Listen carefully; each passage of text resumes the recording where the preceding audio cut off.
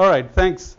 So, as Lars mentioned, this is a program that is on neurophysics of space, time, and learning. Many of you know a lot more about space and time. In fact, I did my PhD on how Dirac fermions go to Euclidean space. And there's an interesting story there, but I will not get into that right now. So what is neurophysics of space-time, and why are we so excited for 6 weeks? So here's the big problem, and this problem is called, how does the mind emerge from the brain? So that's the big question that huge number of people are interested in. Mind is something right now I'm interacting with you, and you're using your mind. My words, actions are mine. Your actions are also mine. And the way we are interacting is through your brain. And the brain is pretty complex. In human brain, there are 10 raised to 11 neurons. Depending on who you are, that's not too many. Much smaller than Avogadro's number. But the key thing is that the neurons are connected to each other, which makes them very different for the body. And each neuron is connected to about 10 raised to 4 other neurons. And the way you draw these pictures, which should become quite relevant, is something like this. These are the input regions. This is the cell body. This is some other little thin thing that goes out called output. I'm going to give names to this. From here to here is about 1 millimeter. The cell body is about 10 micrometer. And these giant branch-like processes that are going on, they are called dendrites. And on these dendrites are these connections called synapses.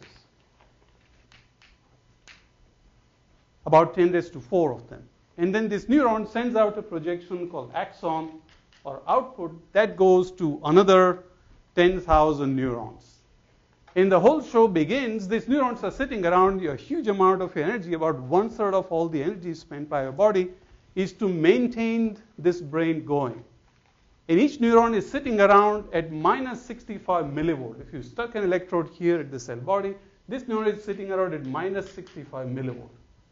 And if something happened, these synapses which are there, they inject current into the neurons of different ionic concentrations. And if the total depolarization of the neuron goes above minus 45, the neuron goes nonlinear. And it generates something called a spike. And the spike lasts about 1 millisecond. It's about 100 millivolt in amplitude. And that's the currency. And that's what pretty much everything that we have been discussing is focused on. And in fact, most of the stuff about how the brain works is based on these spikes, also called action potentials. Now, these action potentials, the spikes are pretty rare. They occur about once a second. That's pretty rare. So rest of the time, the neuron is cooking along. And we need to know, and new technology is coming up to know what is the neuron doing the rest of the 99.9% of the time. If we have time, we'll get into that. And now here is the whole thing. And there is one more bit of information that you need. And I'll keep this in the middle, that there are 2 types of neurons. Excitatory neuron and inhibitory neurons. Excitatory neurons are such that when this neuron fires a spike, through some neurotransmitters and receptors and chemistry, its effect on other neurons is to make it more likely to spike. Inhibitory neurons are such that their effect on the other neurons is to shut them down. And these are in a minority. These guys are about 10 to 20%. The rest are these guys. And there are many, many other cell types in the brain, glial cells within the neurons. There are many, many types of neurons. Long story. Yeah? Stupid question. Is a neuron always excitatory or inhibitory, or it depends on the vertex, depends on the line joining you and me? Pretty much for now, let's just assume that for 99.9% of the time, a neuron is either excitatory or inhibitory. Gets complicated, but that's called Dale's hypothesis, seems to be valid. So the nodes of the network have properties rather than the bonds in the network. No, that's right. So once the neuron sends out projection, all of its 10,000 projections will be excitatory. Or all 10,000 will be inhibitory, roughly. But it gets more complicated, but let's just stick to it. Yeah? Anything else? So That's what it is. And this is how this circuit is cooking along. Some environmental stimuli come in, such as when you're looking at me.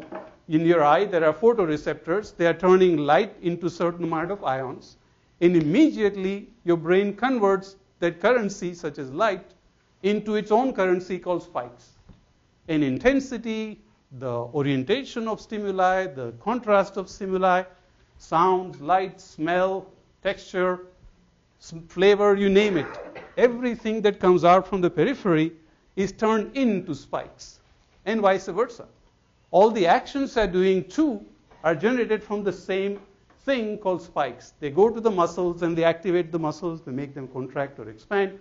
So these two parts are called neural coding and decoding. Neural coding roughly says that something is coming from somewhere. At the periphery, it's coming from the outside. And once you go one synapse away from the periphery, it's all coming from inside.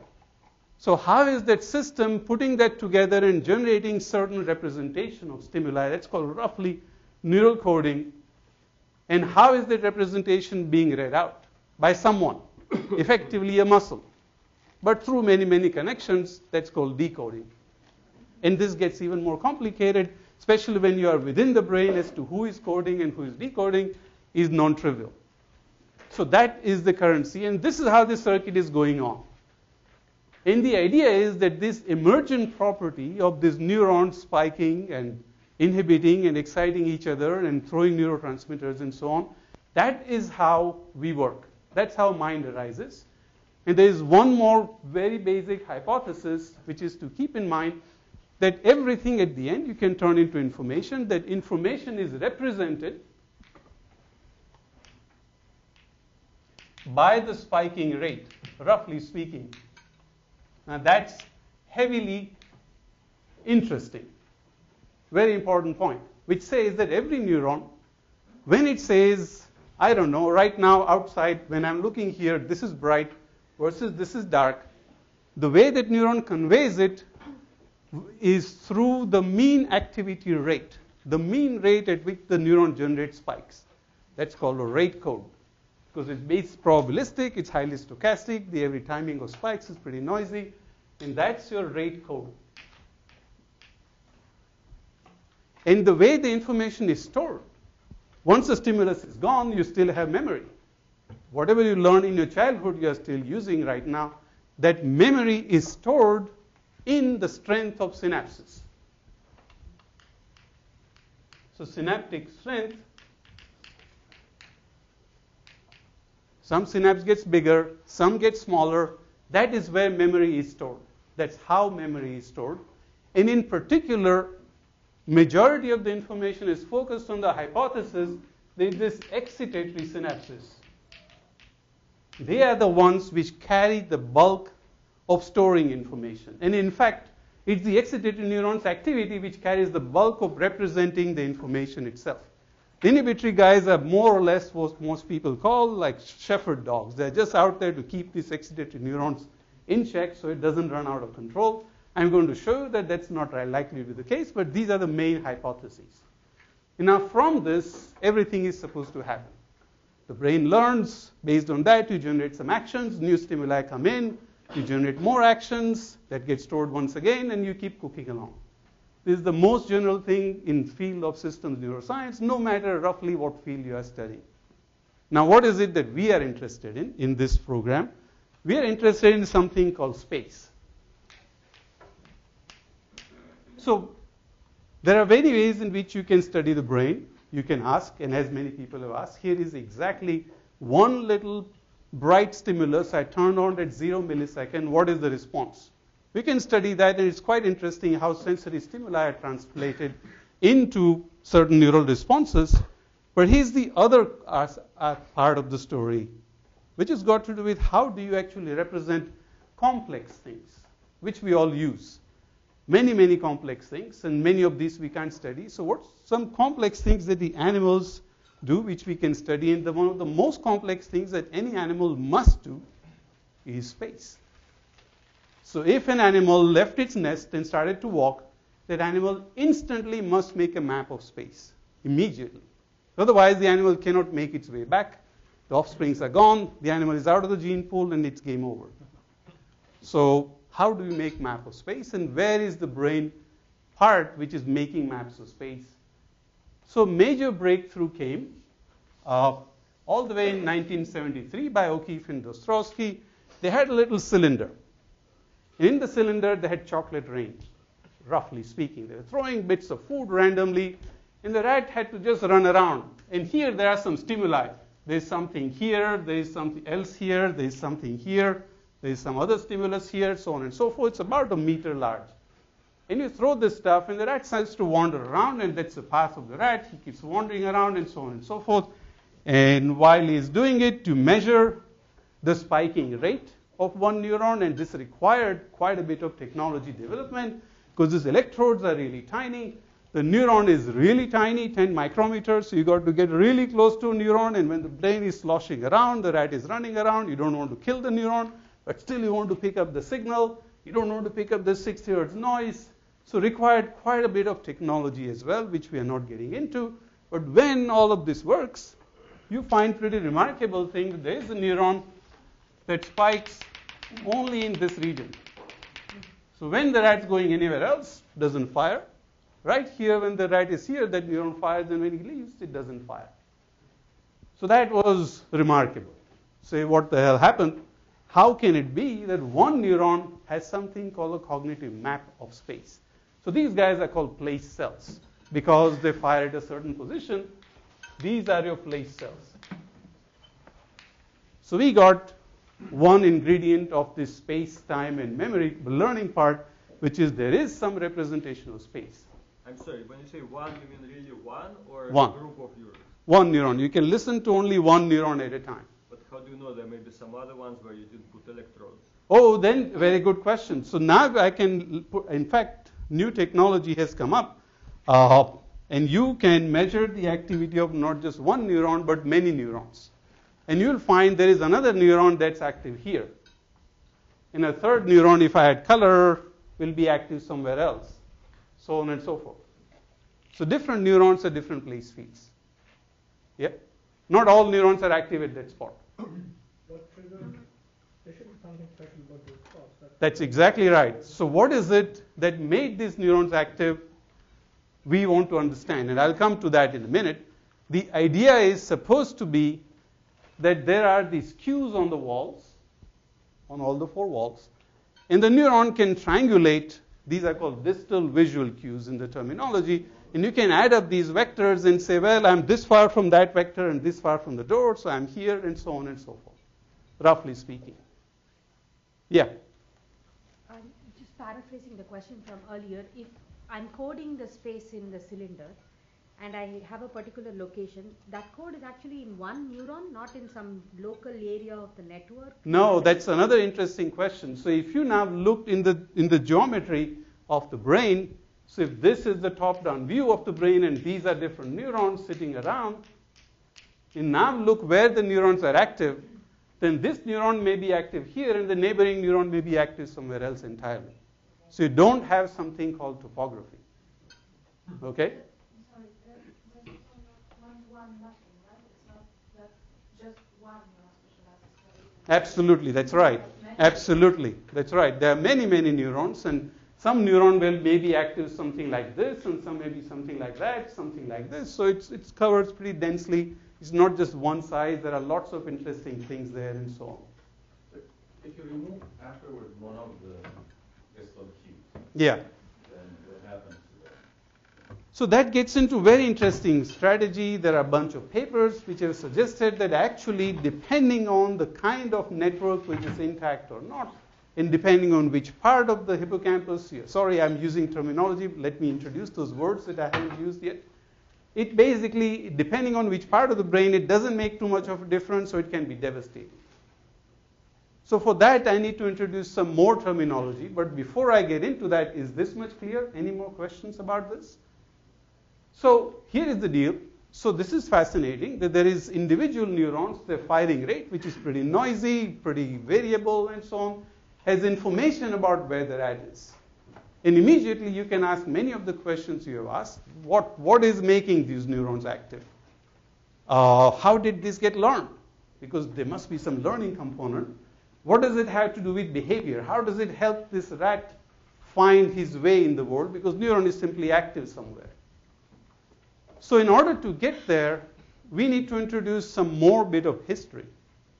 So it turns out that while people were worried about these big issues, there was actually some clinical developments. So it turns out that people have epilepsy, unfortunately. And sometimes when there is epilepsy and you can't cure it, you've got to take out that part of the brain. There's no solution, even today. Some epilepsies are not curable without taking out part of the brain. And there happened to be a patient named HM who died recently. And he had nasty epilepsy, and they took out his hippocampus, a part of the brain called hippocampus. So let's add some more terminology. Hippocampus. It's a part of the brain. And hippocampus is where that place cell that I described was first found. So they take out his hippocampus, and turns out, at that time the place cells were not known. This guy had a very strange disability. And that strange disability was that he couldn't learn anything new, but he could recall everything that he had learned before his surgery pretty well. So funny kind of, and he could not just all kind of things he couldn't learn. He could not learn facts and events, like he could learn to ride a bicycle, or he could learn to draw in some funny ways. So some motor skills, seemingly, he could learn, but he could not learn facts and events, such as you can go and have a conversation with him, and he left the room, or you left the room, and you came back after 2 minutes, he would not know who you are. You have to start the conversation again. But you can ask him what school he went to and what he did long ago, old stuff which should be really bad. He was pretty good at it, much better than this 2 minutes ago, which is entirely the opposite of what we are familiar with. I'll remember what you said pretty well, but if you ask me, 10 years ago what I was doing, it'll be much crummier. So does it have to do with Alzheimer's? Yes, indeed. So Alzheimer's disease strikes this related part of the brain, which is near it, which is one step above it, called the entorhinal cortex. And this will get interesting soon enough. Okay? Yeah. The way that you just described HM, it Yeah. seems like learning and memory are the same thing. Right now, I'm keeping them two sides of the same coin, but I'm going to differentiate it right now. So based on this, a physicist at MIT, David Marr, came up with this idea. And the ideas are, of course, rooted on the time. Those days, computers were pretty, you needed pretty strong people to run computers. You needed these tape drives to take backups. So he came up with this idea that here is the input region, neocortex. So that's one region. That's right there. If you ever looked at a picture of the brain, right at the underneath the skull is the neocortex, this convoluted piece of tissue. That neocortex, we know, is connected to this part of the brain called entorhinal cortex, which in turn is connected to hippocampus. And his idea was that maybe the way you learn facts and events is such that neocortex sends information to hippocampus, and hippocampus learns it very quickly. Everything that's coming in, like many of you may have scratch pad and you're writing furiously, hippocampus just stores it away immediately while you are behaving. And then when you fall asleep, when there's nothing to learn, brain is still cooking along. In fact, the firing rate of neurons are only 10% less when you're sleeping compared to when you are maximally attentive. 10, 20%, it's still cooking along. So the idea was that during sleep, so during learning from neocortex to hippocampus, there is this encoding going on, and during sleep, the hippocampus transfers that memory away to neocortex. And that's how you form long-term maps of space. That's the idea. So it's a two-stage process, very complex, and there are many advantages and disadvantages to this, but that's the idea. So now, in order to understand how you form memory of space and time, and this can explain why HM had this problem, because all the old memories that he formed when the hippocampus was present, they went through more or less the RAM of the computer, they went to neocortex, they were stored away, and everything was fine. But when the hippocampus is gone, it can no longer be stored. So that's why he couldn't learn new memories, but everything which was there before, that was on his hard drive, and that was not a problem. Yeah? So you're saying space and time, but then memory can be about things that are not really space and time. Yeah, that's right. And HM's problem is more general. Absolutely. So that's a very good question to say, what has HM's, the difficulty that the patient had was not just getting lost in space. He had difficulties indeed even in, simple conversation. And in fact, very recently at UCLA, people measured the activity of neurons in a human, another epileptic patient. And they had to decide which part of the brain is gone and where are epileptic seizures and so on. And they measured the activity of neuron in hippocampus while they presented a bunch of pictures to this patient. No places. They showed pictures of places too, but they also showed pictures of actors and actresses and so on. It turns out that neurons in this part of the brain responded very reliably to specific faces of actors. And there was one neuron they called Jennifer Aniston neuron. That's the way it turned out. They couldn't have any choice on that. I wish they did. That neuron fired only when there was a picture of Jennifer Aniston. And didn't spike at any other time. And in fact, it was even more fascinating that even when they put up the word Jennifer Aniston, not the picture, the neuron still responded. So now that starts to get interesting, that now there are still many, many issues remaining. But now in human, you have one thing, Jennifer Aniston neuron. When you ask the human to play a Pac-Man game, on a video screen, you ask a human to move a cursor, you find neurons fire at specific places, more or less like this, on a virtual screen. So there is space. There are these other events. They still want to get to some more things called learning. So it's a complex thing. And the idea being that perhaps hippocampus's role is to generate maps in more dimensional space than just two. And we are going to get into that in a minute. Any questions? Yeah. That Jennifer Aniston neuron does other things at other times, or is it just No. In their experiment, it did only that. It sits there all the time? Sits there, doesn't do anything, and you throw the picture. It gets more funny, actually. If they show a picture of Jennifer Aniston and Brad Pitt, the neuron actually shuts down. That's the way it shakes. So highly specific. I know. In fact, people would have been much happier if, these neurons were responding to Eiffel Tower or some place. Because then everything would have fitted with this rat world of place cells. So it was coding for faces, worthless faces, and so on. So there it goes. And there are many, many more studies. People have later on asked patients to recall names, free recall, to say, now you tell me what are the thoughts that are going through your mind. And I showed you a bunch of clips, and you tell me which clips you are thinking of. And unknown to patient, you're recording the data, and whenever the patient says, I'm thinking of this place, this neuron, like patient says, there are videos online available, so I'm thinking of Tom Cruise in an Oprah Winfrey show. And this neuron goes, brrr, spikes like hell.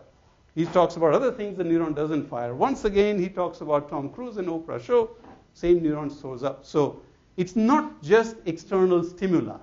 And that's an important point that comes out of this, that these neurons are not just doing all this based on external stimuli. They're doing a lot of things on their own.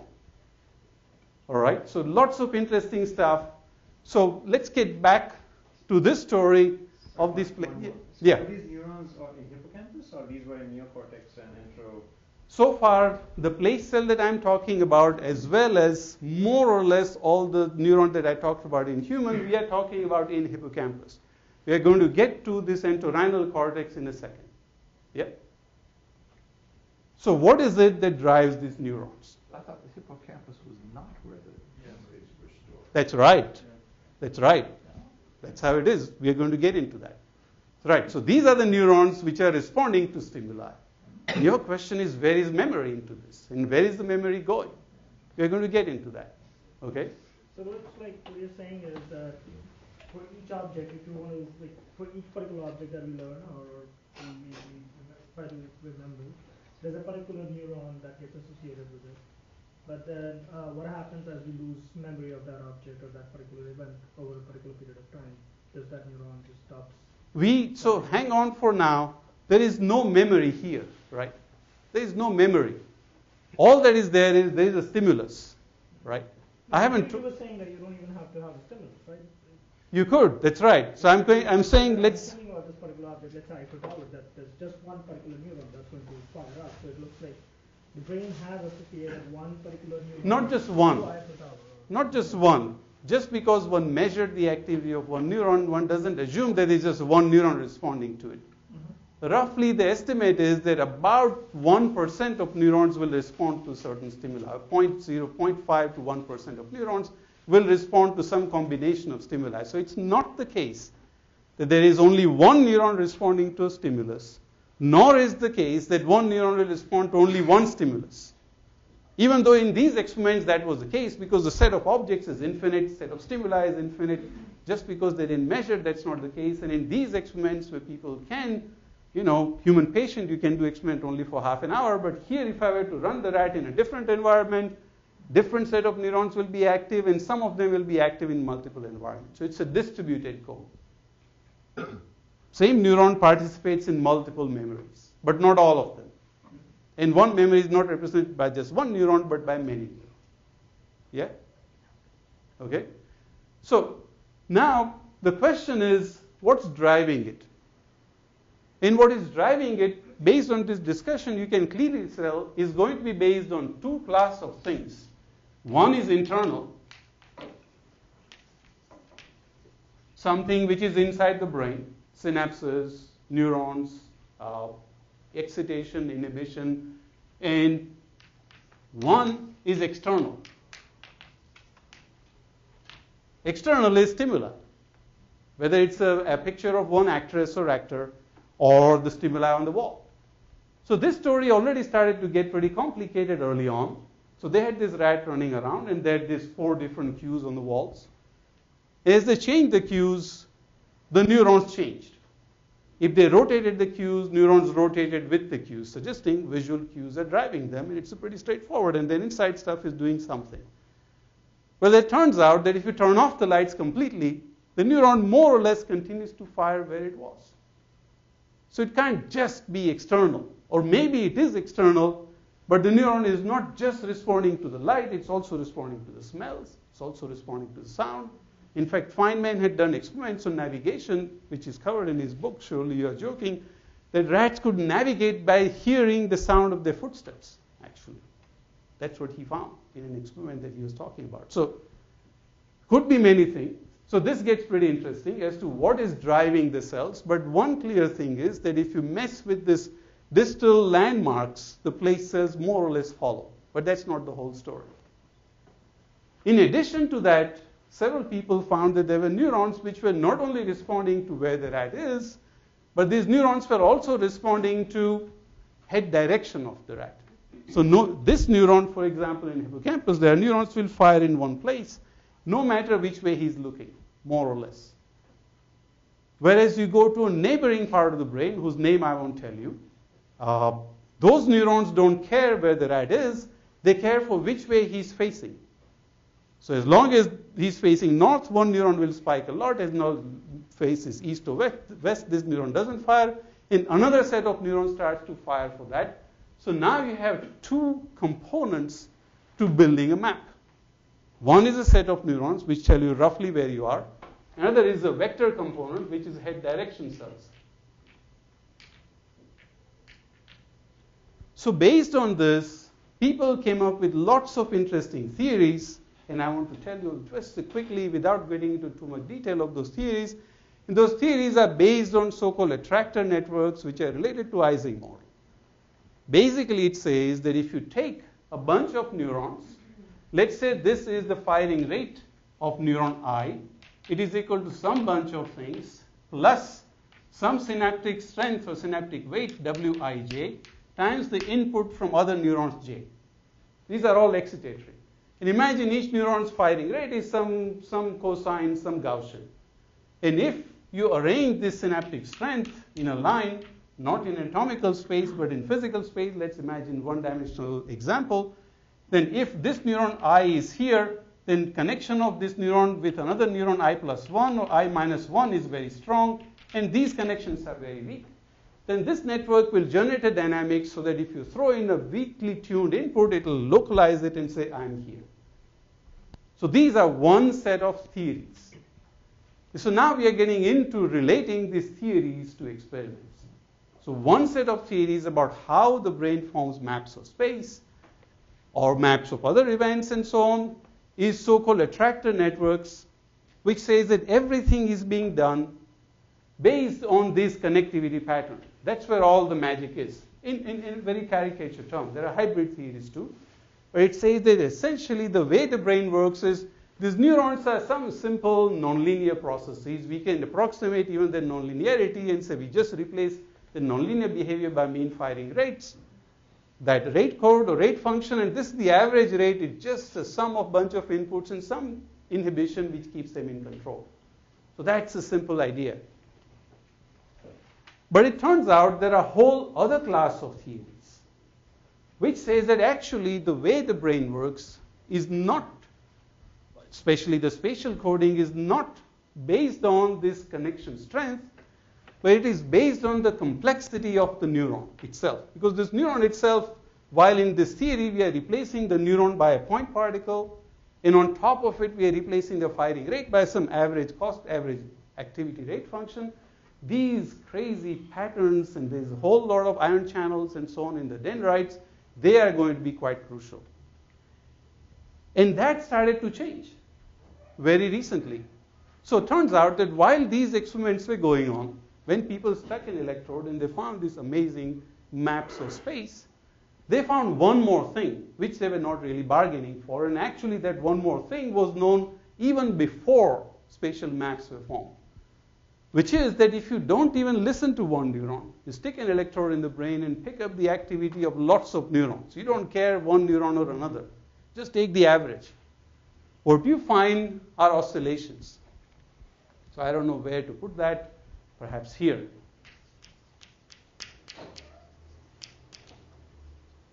So you find oscillations going on in the brain. And these oscillations have a wide range of rhythms. So, for example, when the rat is sitting around doing nothing in this same arena, there is not any clear rhythm in the hippocampus, some irregular activity. As soon as it starts to run, you get an activity pattern which is more or less 8 hertz, very precise. From rat to rat, from day to day, from session to session, it's pretty sharply tuned around 8 hertz. It's not a sinusoid. It is a broad range. It goes more or less from 6 to 12 hertz. But this is a very common rhythm. It appears whenever the rat is running. He goes to sleep, the rhythm goes away. And as soon as he actually goes into the dreaming stage of sleep, called rapid eye movement stage, the same rhythm reappears. So it appears in a specific behavioral state, you have these different rhythms. So somehow the brain is generating these rhythms, and at the same time, and that's your time now. That's one aspect of time, is this rhythm that brain is generating. And the question is now what? So how do we start putting these things together, and how do we get into these memory formation and so on?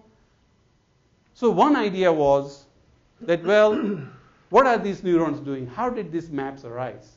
We don't really know that. We are still working on it, we as a field. But one question that puzzled people right from early on is that using this fancy technology where they put lots of electrodes in hippocampus and measured the activity of 100 neurons simultaneously, they had another major surprise, which is valid for many, many parts of the brain, which is that even though in this part of the brain there are about 10 raised to 5 neurons, 10 raised to 5 to 10 raised to 6 neurons, just with 100 neurons, you can predict where the rat is with a greater accuracy than he himself can tell you where he is. So this can't simply be a question of redundancy. Brain cannot be just putting in so many more neurons just for redundancy, because there are way too many. And it's not just that if the rat, instead of walking around in 2 square meters, if you walked around 1,000 square meters, that will be a problem, because the idea is that neurons are representing information not based on the activity of one neuron, nor the average activity of lots of neurons, but by a vector of activity patterns. So at every position, this is called the population vector. Can I So, ask a question, sorry, about the 8 hertz? Sure, yeah. Yeah, so does this frequency vary with the age of the rat? I'm really thinking of the size of the rat. So a very young rat. Not too much. By far, not as much as the age changes. It does change with running speed. So how does a squishy environment of the brain hang on to a frequency like that throughout its Great lifetime? question. That's right. Yeah. So how does it generate this frequency? Why is that frequency varying in a systematic way with behavior? So there are ideas that you can, there's a simple answer and a complex answer. The simple answer is you can take just one neuron. And in the neuron, as I was mentioning, there are several ion channels here. These ion channels themselves can balance off each other and they can generate a pretty reliable pattern. Then you can make it more robust by connecting a whole lot of neurons and you can make the pattern more robust. The key thing is how does it keep working in presence of noise? And how does it remain flexible at the same time remain reliable? That's an interesting question. But yes, there's a whole field of how neurons generate rhythms, and this is not the only case where rhythms are generated. When you're walking right from the spinal cord onward, there are different rhythms being generated all the time. Okay? So the idea is that neurons are now representing information by the activity pattern of many, many neurons in a vectorial fashion. So if I have 100 neurons, there is one set of patterns. So this is activity pattern of neuron number 1, of neuron number 2, and then of neuron number n. At a different place now, as you go, this is position number 1, that's position number 2. This will become A1 prime, this will become A2 prime, and so on and so forth, and AN prime. And even though these differences between these can be very small, you can clearly represent the position of the animal very precisely by these combinatorics. And people do see this combinatoric code change as a function of position. So there is that puzzle as to why do we have so many neurons? If these many are quite sufficient and very dumb code, you don't even need a very sophisticated code to figure out where the rat is. Just take the average activity. So why do we have so many neurons? So one idea that some people, including I, have been proposing is that maybe this is not the main thing this part of the brain is doing. So we can do a thought experiment right now. So I'm in front of you, and I were to move, let's say, my finger in front of you, and I were to ask you to catch it. You will do it if I was close enough. And let's say this is an average speed, just 1 meter per second, not a huge speed at all. Now, if the brain was functioning as we discussed so far, which is that there are some external stimuli that are coming in, there is some internal dynamics, the brain puts it together and generates a certain response. If that's what you were doing, we will all be dead right now. So why is that? So imagine this. This thing is moving at the rate of 1 meter per second in one direction. You're going to catch it. Let's now digitize this. So this is at t equals 0. This is at 100 milliseconds. This is 200 milliseconds, and so on. And even if you are the fastest monkey in the world who is really wanting that drop of apple juice, it takes you at least 1/4 of a second from the moment that stimulus came in to the moment you reach out and touch the subject or touch the stimulus. In that much time, this thing would have moved 25 centimeters, and you'll always be doing this. You'll never do this. And now, of course, you can catch this, you can walk.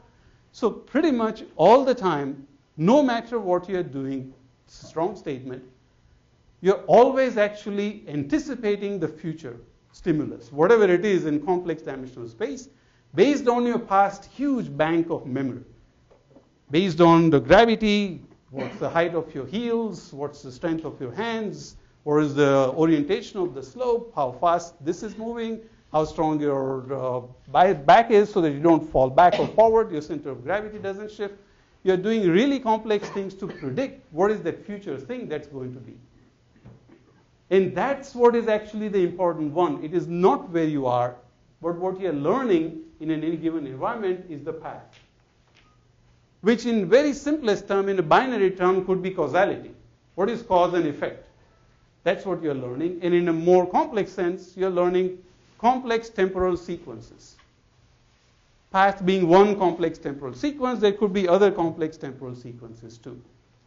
So several people have developed theories of how these networks of neurons, instead of telling you where you are, can learn what's going to happen next. And constantly, like a relay team, keep telling you what's going to happen next.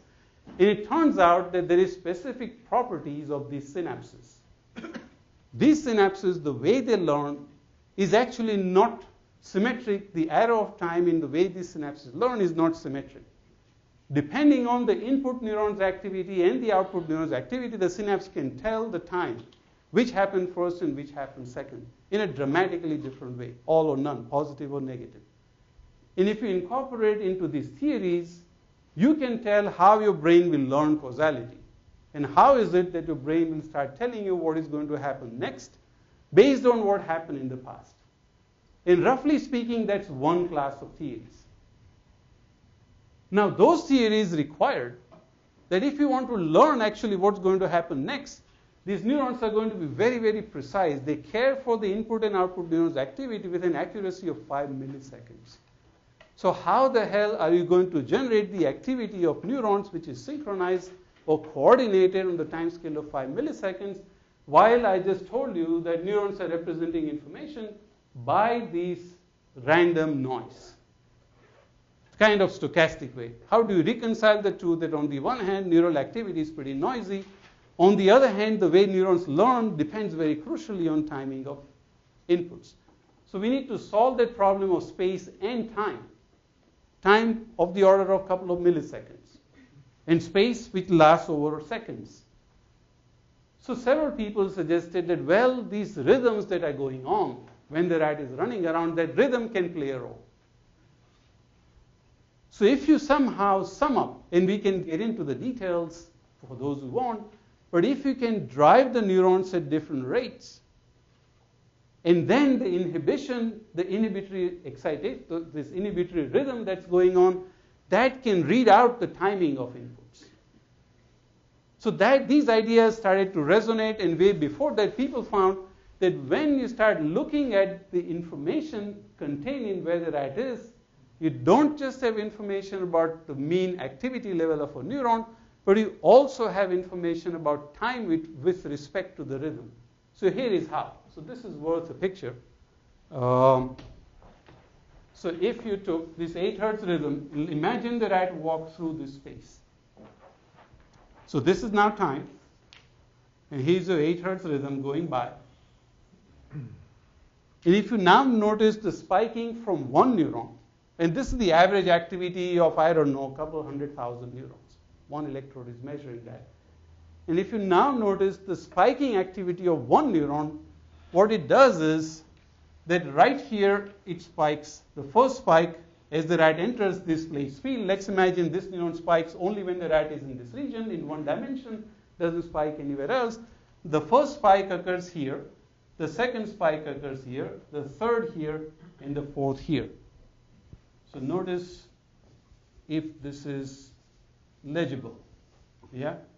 So what's going on is, so if you now draw these peaks of this, what you see is that as the rat enters, and if you adopt a phase convention, you call 0 and you call this 2 pi, then spikes occur more or less at 2 pi, and then the phase systematically keeps advancing to earlier and earlier phases as the rat is walking through the place field. So you now have information not only in terms of where the rat is in space, but also not just the overall activity pattern, but the phase of the ensemble. With respect to that, there is information, and this is very precise. This is precise within about 10 milliseconds, whereas from here to here is about 1 second, so far more precise. That's now a different way in which these neurons are keeping information, not only in terms of the overall activity rate, which waxes and wanes. Sometimes the neuron fires 2 spikes, sometimes 1, but on top of that, there's information in this phase. So based on that, people are very excited. They said, well, how can this come about? Well, one easy way in which this can come about is if in the brain, in addition to this one oscillator that's going on, there is another oscillator somewhere whose frequency, if this oscillator's frequency is F1, the other oscillator's frequency is F1 plus delta F. And if you add these up, you'll get these interference patterns. So that was interesting, and a whole lot of discussions that we have had about how can this work. Because on one hand, these oscillations are highly noisy. Their frequency keeps shifting around. How can you have interference pattern if the signal itself is not monochromatic? So that's one problem. Second problem is, how can network of neurons do that? If each one is going at 8 hertz, how can they systematically go faster than that? So a whole bunch of experiments were done, and we discussed many of those here. So one experiment was that, well, there are these interesting ion channels inside the neurons. And these ion channels themselves endow each neuron to speed up or slow down with respect to the ensemble. So a bunch of people, there was a whole lot of theory and experiments. They came up with a way they generated a transgenic animal. So that's a bunch of fascinating technological tools people have developed to knock off a gene by which they got rid of that ion channel, which should speed up or slow down that neuron. Now, if everything was true, then when you knock out this gene, this timing code should go away.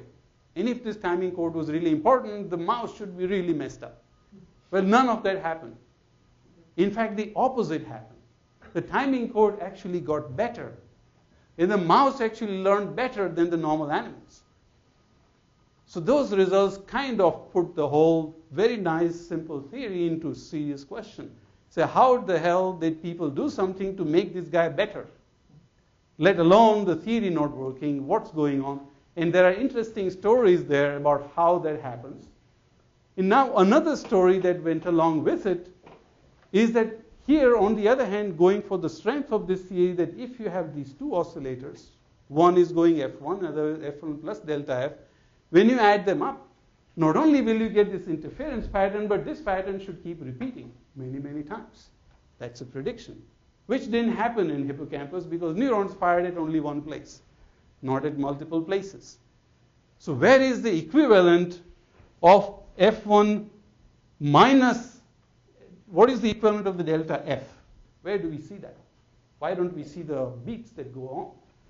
So it turns out that some people who are measuring the activity of neurons in this part of the brain called entorhinal cortex, they found a remarkable thing.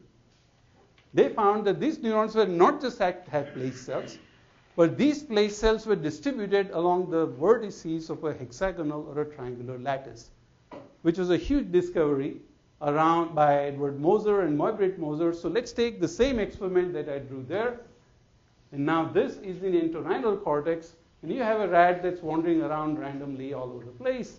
And if you listen to now one neuron only, this neuron will be active here, but it will also be active here, then also active here, then here. So I'm going to be drawing circles like that, so on. So these activity patterns fall on the vertices of this triangular lattice. So that was a puzzle, surprising, because this rat is now moving around at all kinds of speed. And he's running at all kinds of speed. His running speed, his head direction, all kinds of things are changing.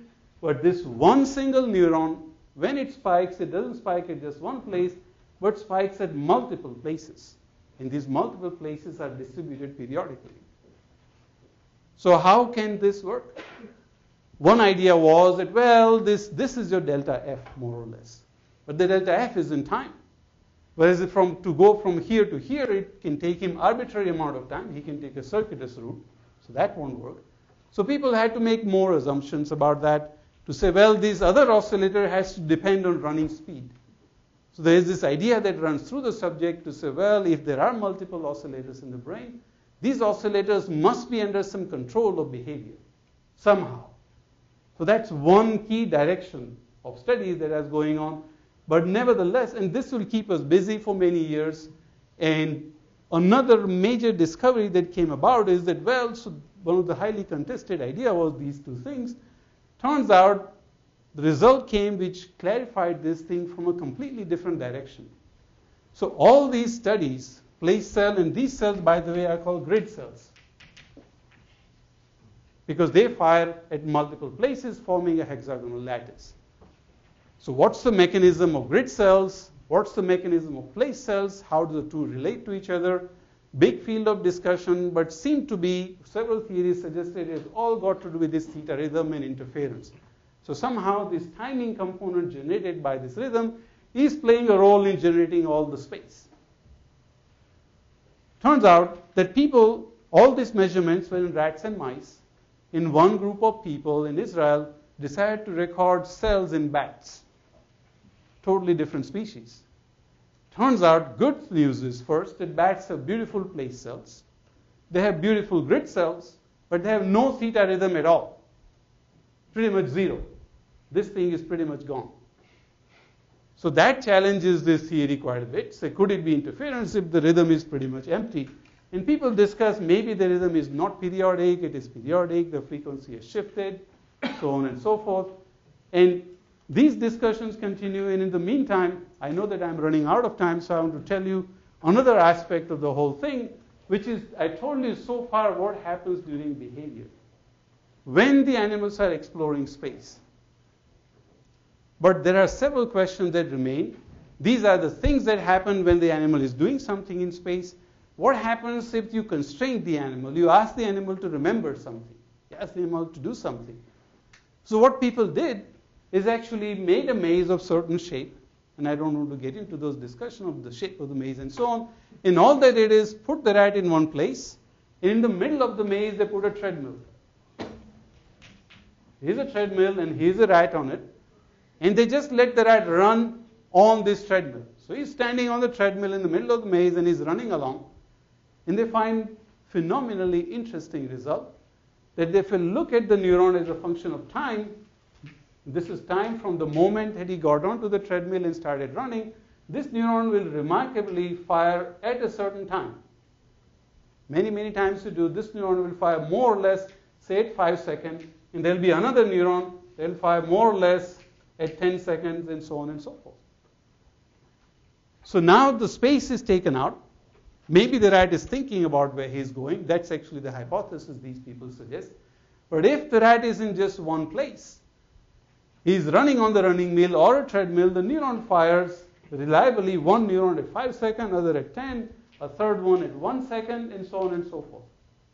Same neurons, the same neurons which are firing as a function of position are now firing as a function of time, seemingly. So is it time? Or is it that the rat's brain or the neurons are actually counting footsteps? Is it something called path integration or locomotion integration? Yes, Sarah. If you did this experiment with a rat absolutely immobile and just created an optic flow. That's an interesting experiment. What would you see? Hasn't been done as far as I know, but there is one interesting caveat. Because turns out that theta rhythm that I told you will be gone if the rat is stationary. And when the rat is stationary, and thank you for asking this question because this lets me segue into the last part. I know we are running out of time and this is a long set of interesting stuff, which is what happens when the rat is stationary. I told you one part of the story that when the rat is stationary, this theta rhythm is gone. But it turns out that the hippocampus activity is not entirely random when the rat is stationary. So we have again an electrode in hippocampus, same electrode that's showing you this theta rhythm. We let the rat be on his own, just become stationary. Turns out the activity develops a new rhythm which appears very briefly, so even bigger than this or more or less the same size. So what you see is this, that electrode which is going on, the activity is more or less going like this, and then boom. It's something like that, and if you look very closely, you see more or less 200 hertz rhythm for a very brief period, for about 100 milliseconds. So rat is pretty much immobile. You can make sure he's sleeping, you can head fix it, so on and so forth. And in that brief period, and these events, avalanche-like events, where lots of neurons are active, but they're active more or less pretty rhythmically around 200 hertz, they appear more or less randomly. Suddenly there is an avalanche. The amplitude keeps varying. Lots of small avalanches, a few very large avalanches. They do form 1 over f raised to beta kind of a distribution. There are interesting theories about how these avalanches occur. And it turns out that if you looked during these avalanches, what is the activity pattern? So rat is now fixed in one place. He's not going anywhere. He is probably sleeping. It turns out that if there were two neurons, one neuron, let's say when the rat was running, let's again make a one-dimensional example. Let's take two neurons. So let's say one neuron that was active here is another neuron that's active afterwards. This is when he was running.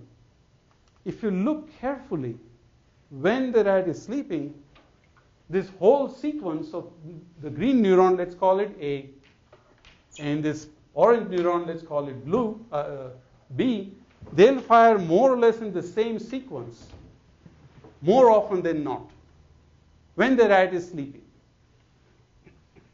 These are called replays. because the behavioral pattern which takes from here to there, this is about 1 second. The whole thing replays about 40 times faster. So this takes about 20 milliseconds spontaneously.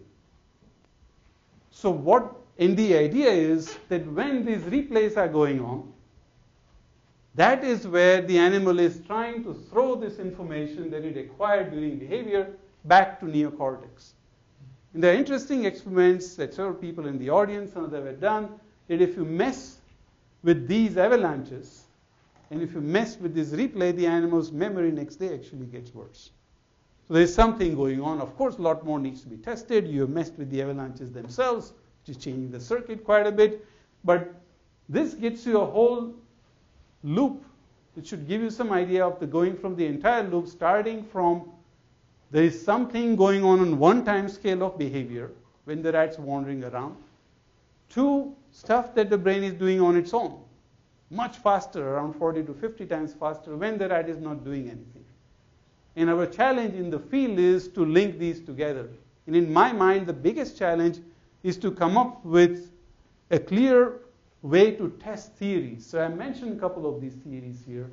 But what we need are theories which can be tested quantitatively, so that it's not just one prediction or another, but we have quantitatively testable predictions. And this was a lot of discussions in the meeting were about quantitatively testing theories. So I'll stop here. I've finished exactly 1 hour.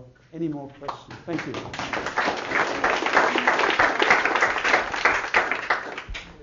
So going back to the rat experiment on place cells and grid cells, if one were to increase the size of the experiment, the expectation is that the firing zone map will be homologous, or will increase the number of firing zones? Very good question. So it depends. There are several interesting results that have come out. So let me give you a short answer. The short answer is that as long as you have an environment like this, a box, let's say. You have a box. And imagine you have a place cell that's locked right near this wall. If you now started to stretch this to this size wall, this thing will go with it. But if on the other hand, you had another neuron which was active here, then that neuron will actually stretch. So the idea is that it's kind of sum of two Gaussians. And if it is very close to one Gaussian, then it will pretty much go with it. Whereas if it is in the middle, it's getting driven by both Gaussians, it's going to stretch. The story gets really interesting and complex in terms of these grid cells. It depends on where you are in the grid map. So it turns out that this grid spacing is not fixed. Depending on where you are in the brain, this grid spacing actually changes. And it seems to be quantized. So the spacing between grids tends to be roughly 4 different spacing and a shift around them. And depending on how big is the spacing, these guys will do different things. But that's way more than you bargained for. So I won't throw more at you. Question. Yeah. So many of us have places that are very familiar. So you can say, imagine you're sitting, at your couch at home. If you do that experiment with someone, do the place cells fire? So we did an experiment. Yeah. So we did an experiment where what we did is within 2 trials. So it simplified to say here is a rat and he has to run on this track from here to there, about 1 meter long. He runs from here to there, trial number 1, and he runs from here to there, trial number 2. It's already familiar. So what you find is a variety of new things that happen within 2 to 3 trials. So the first thing that happens is, so broadly speaking, if I were to draw something like this, so if the rat going from here to there, the firing rate in the first trial looks something like this, then within 2 to 3 trials, the firing rate will look something like this. It'll become asymmetric, and it'll anticipate. So rat going from here to there, this cell will start to tell you what's going to happen next. And it starts to fire a lot more, about twice as much.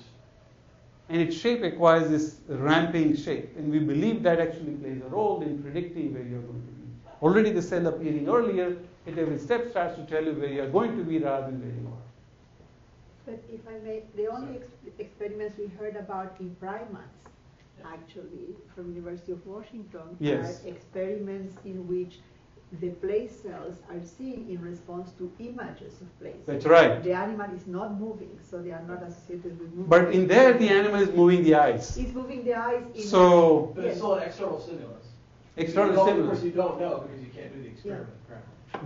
So, asking if your place cells fire when you're imagining the location. But it, So the that was closest I can say is, the only primate experiment. or human experiment that I mentioned, that you ask you show the human being a bunch of video clips, and you ask them to recall one of the video clips. Whenever the human being recalls that video clip, one specific neuron will fire the light. Yeah, understood. So it's That's closest. place cells. Like space, but it's the same neurons as place cell, but they are doing this. But this experiment, I don't know yet. Yeah. Yeah, I was wondering if there's some emerging paradigm for the brain, because what you say about anticipating, I've also heard in visual recognition software and things like that. So is there something that is agreed that this is how it works? Or, Agreed, I would not, that's pushing too far. Largely because of challenges. I think broadly speaking, people agree that one needs to focus on 3 or 4 things. One needs to pay more attention to neurons themselves. That one should not just be treating neuron as a point particle. One should be taking into account these non-linearities in the dendrites and so on, which are quite important. In fact, several talks this week will talk about how the dendrites themselves can generate their own spikes, which can influence everything profoundly. So we can't just treat them as just some pipes which are schlepping things around. So that's one thing. And the other thing people agree is that these network interactions need to be considered more carefully, rather than just some Ising model. Because Ising model has many strengths, but has several weaknesses, specifies when you're applying here. So we need to do that too. That I would say, if I were to say consensus of this 4 weeks and 2 more to go, is that we need to be more serious about these things. It's hard. It's not that people are lazy. It's hard to integrate these things because we have explosion of parameters. Yeah.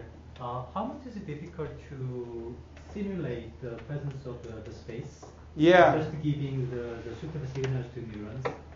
So several people started doing this. So they created virtual reality. So you put the rat on a big ball. There's a huge ball like that, and you exercise the rat. And then as you hold the rat fixed in one place. And now as the rat starts to run, you pick up these big bunch of sensors, and then you project the image, and now you can do pretty funny things. And it's a huge interesting thing, but the bottom line is that when you do that, you do find place cells reliably. But if you look carefully, these actually cells are not coding places, they are coding distances. They're counting relative distance, not place.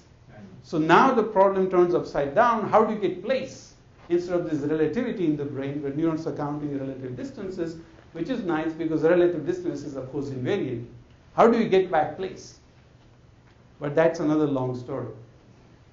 Yeah, but I'm just wondering how microscopic you think you have to go for certain things you're interested in. And you mentioned that maybe you shouldn't treat a neuron as a, Ising spin. You want to look at what's happening in dendrites. Does it matter what the distance between ion channels is, for example? I mean, is that important? Yeah. So, when might it be important? Or yeah, my feeling is that right now this is going to be, as we go from these things, you look at these grid cells, and there are border cells, and there are boundary vector cells, and so on. There's an explosion of cells, and in my mind, if I were to draw any analogy, this is like the days of pi mesons. We had a huge number of them. It started very simple. We had protons and neutrons, and now there's an explosion of things that we start looking. And that's why we'll have to do smart reduction. So what is the minimal theory that I will make? But I'm going to justify why am I going to ignore this ion channel, or why am I going to ignore the whole neuron? Why am I going to use this point neuron if I must? So that I can come up with some quantitative understanding which is falsifiable. And I think that should be the emphasis. And people are doing this more and more. And that's a challenge because you have to do both. On one hand, you have to know all this complexity. And then on the other hand, you say, I'm going to throw away this million things in a smart way. And then iteratively bring that back. So in the beginning, you set up the whole discussion that this is all about that age-old problem of the brain-mind problem. What I think you've been talking about here is more of a brain behavior problem. And you kind of drilled in fantastic ways, telling us about cell behavior, dendrites, ion channels, and such. Question is, can experiments like this ever have any bearing at all on sort of the rat's experience of space? Yes. So Which is people sort are of doing that already. Again, this is happening. What I talked about, again, is very limited of the representation of everything that people did. But what you can now do is, instead of the rat wandering around randomly, you can ask him to do a specific thing, such as go to this place, and that he has to go to that place based on memory or based on previous experience, and then we can look at how the dynamics of neurons is changing. And we can manipulate specific ion channels or neurotransmitters to see how do we relate the change in neurons dynamics as a function of experience, as he's learning it. And we can relate the change in neural dynamics to behavior. And this has been done by several people in the audience, and we have done this too. Especially in virtual space, it becomes much more controllable. So the reason I've been talking about these experiments, which are either random walking or walking in a straight line, is because there are so many stimuli. And if the rat's behavior itself is changing, now we don't know, is it because of changing behavior or is it due to stimuli? But yes, this is actually happening, and I can tell you more about people's efforts in relating the neural dynamics to behavior, not just neural activity to behavior, but dynamics to behavioral choices. That's my Final question. Okay. No, I mean, it's general curiosity that once we are talking about this interference, possible interference, right? Then could be some kind of interference of like coherence, for example, where it's not just one but many neurons working, and then a signal would be like a square, not linear in number of neurons. So any kind of phenomena which are could be associated with this coherent behavior. Coherent behavior, we saw some of it. So I'm not sure I fully understand the question. No, I mean that because it's either at the level of one individual neurons, or you can have, kind of. It is coherent, yes. So if you looked at the activity of all the neurons together, you will see this whopping signal. So these individual oscillations of neurons are indeed synchronous or coherent, as you wish. Yes, quite coherent. And in all of them, and those coherent oscillations are in wide band of frequencies, all the way from 8 Hertz down to up to 200 Hertz. And they're pretty coherent, yes. Great. Thank you. Great. Thank you.